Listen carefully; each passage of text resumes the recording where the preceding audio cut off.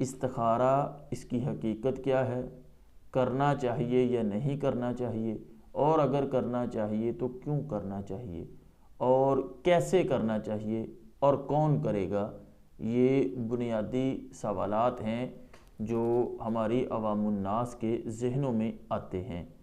سب سے پہلے تو استخارہ کی حقیقت یہ ہے کہ اللہ تعالیٰ کی ذات کے ساتھ ہم نے کسی نیک جائز مباح کام کے لیے مشورہ کرنا ہے۔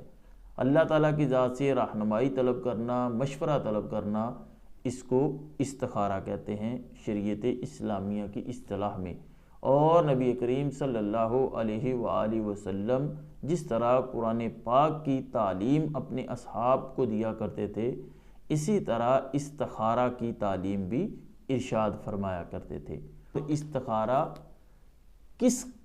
کن کن کاموں کے لیے ہونا چاہیے؟ میں نے پہلے جیسے کہا کہ یہ مباح کاموں کے لیے ہونا چاہیے، اور وہ مباح کام کون ہے؟ مثلا سفر کرنا ہے، تعمیر کرنی ہے، کوئی پلاٹ خریدنا ہے یا گھر بنانا ہے، اور تجارت کرنی ہے، کچھ سواری خریدنی ہے، مال تجارت ہے۔ اس طرح کے کسی مباح کام کے لیے استخارہ، یعنی دو چیزیں ہوتی ہیں، میں اس کو کروں یا نہ کروں۔ ان دونوں معاملات میں، کرنے نہ کرنے میں، کام وہ جائز ہو تو اللہ تعالیٰ کی بارگاہ میں ہم لوگوں نے یہ مشورہ اور رہنمائی طلب کرنی ہوتی ہے۔ اب ہوا کیا یہاں پر کہ نت نئے طریقے آ گئے، اور ہم نے حرام کاموں کے لیے، ناجائز کاموں کے لیے استخارہ کرنا شروع کر دیا۔ پھر یہ ایک کاروبار بنا، دکانداری بنی، دکانداری سے مارکیٹ بنی، مارکیٹ سے پلازے بنے، اور آج دنیا جو ہے نت نئے ان لٹیروں کے ہاتھوں میں لٹ رہے ہیں، اور آئے روز اس کا تجربہ ہو رہا ہے۔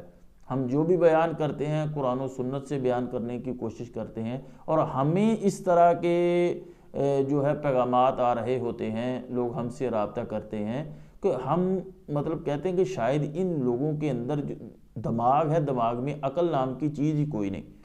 اگر ہمارے بار بار سمجھانے سے اس طرح کے سوالات ہم سے کرتے ہیں تو جو لٹیرے پھندہ لگا کے بیٹھے ہوتے ہیں، پھر ان کے لیے یہ کام تو اور آسان ہو جاتا ہوگا، اور ہماری خواتین جو ہیں، ہماری بہنیں جو ہیں، ہماری بیٹیاں جو ہیں، وہ اس معاملے میں ذرا توجہ فرمائیں۔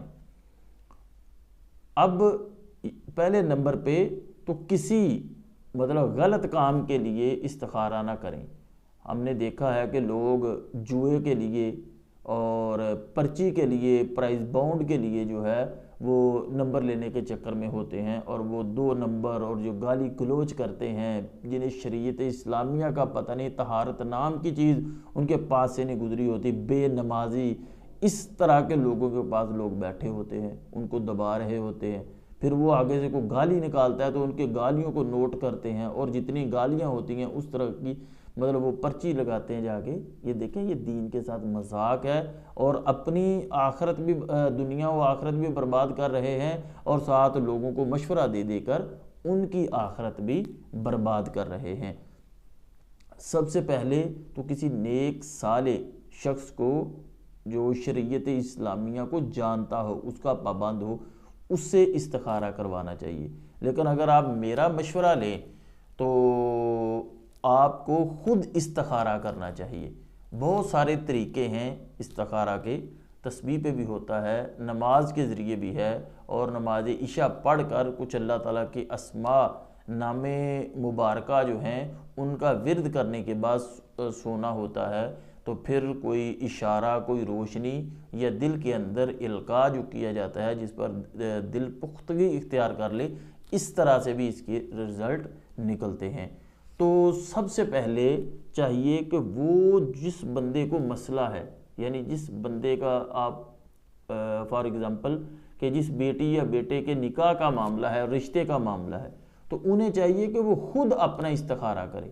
جس نے کوئی کاروبار کے اندر مسئلہ ہے، بیرون ملک اس نے سفر کرنا ہے، جانا ہے، یا کوئی چیز خریدنی ہے، کوئی پلاٹ خریدنا ہے، کوئی ہاؤسنگ سوسائٹی کا آگے کام کرنا ہے، یا کوئی اور تجارت کرنی ہے، مال تجارت خریدنا ہے، تو اس طرح کے جو مباح کام ہیں ان میں بندوں کو خود استخارہ کرنا چاہیے۔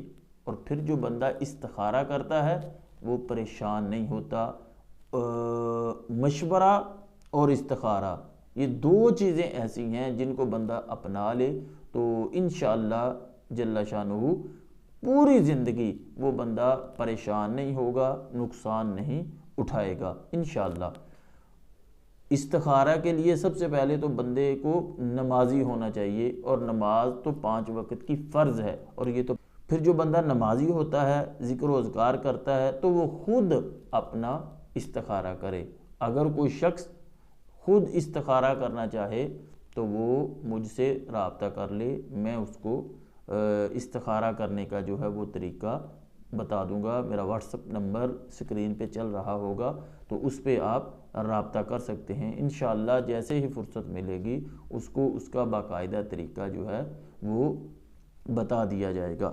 کریم صلی اللہ علیہ وسلم صحابہ کرام کو استخارہ کی تعلیم فرماتے، اس طرح آیات قرآنی کی تعلیم فرماتے تھے۔ اور ایک اور روایت میں ہے کہ ہرگز نقصان نہ اٹھائے گا وہ شخص جس نے استخارہ کیا اللہ تعالیٰ سے، اور ندامت نہ اٹھائے گا جو آپس میں مشورہ کرے، اور فقیر نہ ہوگا جو میانہ روی اختیار کرے۔ اور حضرت انس رضی اللہ تعالیٰ عنہ سے روایت ہے کہ نبی کریم صلی اللہ علیہ وسلم نے فرمایا، اے انس، جس کام کا بھی قصد کرے تو استخارہ کر اللہ تعالیٰ سے 7 بار، پھر جو دل پر القا ہو اس پر عمل کرو، وہی بہتر ہے۔ جیسے کہ میں نے آپ کو پہلے بتایا کہ استخارہ جو ہے وہ مباح اور جائز کام کے لیے کیا جائے گا، حرام و مکروہ افعال کے لیے